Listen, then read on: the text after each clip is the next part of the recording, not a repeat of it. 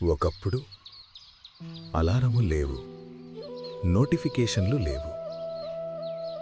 ప్రకృతి మేల్కొలిపేది మనుషులను కాదు, మనసులను. రాము ఒక సాధారణ రైతు. సూర్యోదయాన్ని చూసి లేస్తాడు. రోజు మొదలవుతుంది.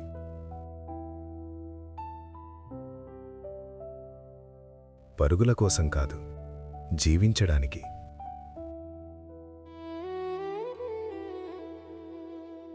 లక్ష్మి బావి దగ్గర నీళ్లు తీస్తూ పక్కింటి వాళ్లతో చిన్న నవ్వులు పంచుకుంటుంది. అక్కడ మాటలు తక్కువ, అనుబంధం ఎక్కువ. రాము తన ఎద్దులతో పొలాల వైపు నడుస్తాడు. అది పని కాదు, బాధ్యత కాదు, అదే అతని జీవితం. మట్టి వాసన, చెమట చుక్కలు, కాని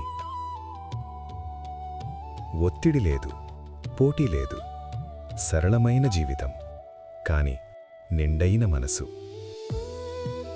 చెట్టు కింద కూర్చొని ఆకాశాన్ని చూస్తూ రాము ఏమీ అనుకోడు. ఎందుకంటే అతనికి ఉన్నదే సరిపోతుంది. ఇప్పుడు మనకన్నీ ఉన్నాయి, కాని ఆ ప్రశాంతత లేదు. అప్పుడు వాళ్లకు తక్కువ ఉంది, కాని నిజమైన జీవితముంది.